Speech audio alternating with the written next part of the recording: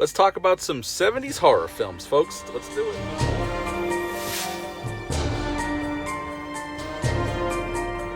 Hey, welcome back to my channel. Hope everyone is doing well out there. And today I'm going to rank my top 15 horror films of the 70s. I'm going to give a couple honorable mentions. Now, my top 15, there's some films you may feel should be higher. Just know that I love all these films that I list for top 15. Yes, some of them probably should be a little higher. It's just this is where they ended up going because there was a lot of good horror films in the 70s.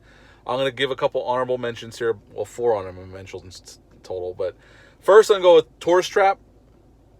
If you've never seen Tourist Trap, check it out. It's a cool slasher film, I guess you could say. Not really, but it's a cool little film with a little twist on it. Check it out. It's definitely worth your while. I did a review on it a couple months ago. If you want to find that, just scroll on down through my list of videos and you'll find it. Now, the other 3 honorable mentions are all nature run amok films. The first one is Kingdom of the Spiders. I always liked this film since I saw it as a little kid. It's not the greatest film. It's very low budget, but it does have William Shatner in it. And anything with William Shatner in it is okay. It's okay. So, it's about these tarantulas that take over this small town, that wreak havoc on this small town. It was filmed in Camp Verde, Arizona. And the reason I bring that up is my wife and I lived in Arizona for 2 years, and I actually drove to Camp Verde just to check out the downtown where this film was taking place in, because I'm a movie nerd, what can I say? And yeah, I always liked this movie, so yeah, Kingdom of the Spiders, you've never seen it, check it out. If you have arachnophobia, this movie will not help, though. There's spiders throughout the whole film. And the other 2 movies are also nature run amok films. One is Grizzly. This film is basically Jaws with claws. It's a Jaws ripoff with a bear, and I think that tagline was even part of the tagline in the advertising. It's a cool little nature run amok film. It takes place in a national park. This grizzly bear is eating these campers, and these guys end up blowing the bear up with a freaking bazooka at the end of the film. So there's always that. If you've never seen it, check it out. It's definitely worth your while. It's very low budget though, so don't expect anything other than a low budget affair, but it's still a fun film. And the other one I'm going to go with Orca, which is definitely a Jaws ripoff, just was with a killer whale. It's not the greatest film, but I've always had fun with it. I haven't seen it in a while. But my buddy Dale with his partner Chuck, they have a podcast called Bat and Spider. If you like podcasts, check out their podcast, wherever you get your podcasts. It's called Bat and Spider. They just discussed this film a few weeks ago. Check it out. Those guys are awesome. Now let's get into my top 15. I'm going to go with 15, and I'm going to go with Race with the Devil from 1975. This film stars Warren Oates, Loretta Swift. Loretta Swift, most people know her from MASH. And it's basically about 2 couples that go on vacation together in an RV. They pull over one night to camp. The husbands witness a human sacrifice by this satanic cult. And the rest of the movie, pretty much they're on a run from the satanic cult. And there's some really cool stunt work in the film. If you've never seen it, check it out. It's a pretty damn fun movie. Number 14, I'm going to go with The Legend of Hell House.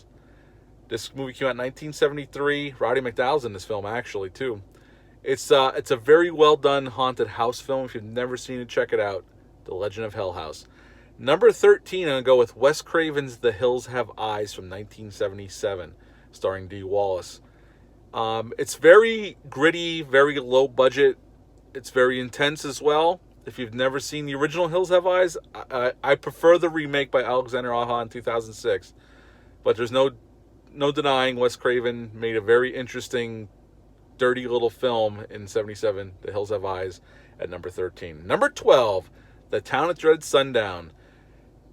This movie is loosely based on a true story out of Texarkana, Arkansas. Ben Johnson's in this film. He's probably the biggest star in the whole movie. It's definitely an interesting little film. It's low budget, but it's pretty well done. I highly recommend it if you've never seen it. Check it out, The Town That Dread Sundown at number 12. Number 11, The Wicker Man, the original Wicker Man. Christopher Lee's in the original. It's a very well-done film with a very shocking ending. If you've never seen it, check it out. At number 11, The Wicker Man. Number 10, I'm going to go with a Stephen King adaptation. There was 2 Stephen King adaptations in the 70s, and this is one of them.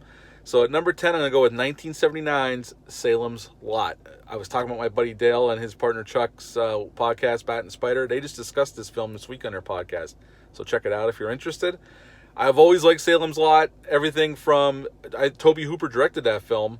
And just from the set design to the way the vampires look and act, I've always loved this film since I was a kid.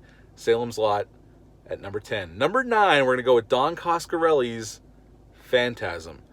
What a crazy, surreal, awesome little horror film this is.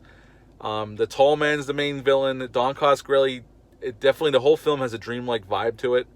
And there's enough crazy imagery to make it interesting. It's just a fun horror film. So number 9, Phantasm. Number 8, I'm going to go with the 1976's The Omen, directed by Richard Donner. Gregory Peck stars in this. If you've never seen it, it's basically about an evil kid. And people start dying in mysterious ways. It's very well done. I know they remade the film, basically almost a shot-for-shot remake almost. The original version's the best. It's the best one out of the whole series. If you've never seen it, check out The Omen from 1976. Number 7, Bob Clark's Black Christmas, which came out in 1974. What a great horror film. I reviewed this way back towards Christmas time. If you want to find that review, just scroll on down. I love Black Christmas. The great John Saxon's in it, as well as the police detective. Unfortunately, we just lost him like a week ago. Just a great horror film. Very well done. Check it out if you've never seen Black Christmas. Number 6, I'm going to go with 1979's Alien, directed by Ridley Scott. Now, some of you are probably thinking, why the hell is Alien down at number 6? I love Alien. Don't get me wrong. I love Alien, and I love Aliens, too. This is just where this one fell, because the movie's above it. I like just a little bit more. So, Alien's at number 6. So, that's what that is. Number 5, George Romero's Dawn of the Dead, released in 1978. This is an absolute classic in the zombie genre. I love this film. If you've never seen the original Dawn of the Dead, I like the remake too, but I love the original more. If you've never seen it, check it out. Dawn of the Dead. Number 4, John Carpenter's Halloween. This is the film that got me into horror movies. And this is what gave John Carpenter a career. Before this, John Carpenter had Assault on Precinct 13, Dark Star, Someone's Watching Me. But this is the film that gave John Carpenter a career. And John Carpenter took a simple premise and turned it into a cultural phenomenon. And we've had Michael Myers all these years as one of our favorite villains. So yes, number 4, John Carpenter's Halloween. Number 3, and go with Tobe Hooper's The Texas Chainsaw Massacre. This film scared the shit out of me when I was a kid. It's so dirty and grimy and feels real. Tobe Hooper knocked this out of the park, and it's an absolute classic. So number 3, The Texas Chainsaw Massacre. Number 2, I'm going to go with William Friedkin's, I don't know why I keep saying Friedkin's, Peter Blatty written The Exorcist. One of the scariest movies of all time. I am not going to argue that. I think the movie holds up incredibly well. So at number 2, The Exorcist. Number 1 is a movie I just reviewed about a month ago, beginning of this month, and that is 1975's Jaws, directed by Steven Spielberg. Classic film. I consider Jaws one of the most perfect movies of all time, even though there is no such thing as a perfect movie, but this is the closest you're going to get. Everything works here. Steven Spielberg knocks this out of the park. It's thrilling. There's adventure. There's horror. I love it. Jaws is my number 1 film from 1975. So that completes my list of 70s horror films. What's some of your favorite horror films of the 70s? Leave a comment down below. Let me know. Hit the thumbs up. Hit the subscribe button. Share this video. I'd greatly appreciate it. You all stay safe out there. Take care of each other. And I'll be back soon. Bye.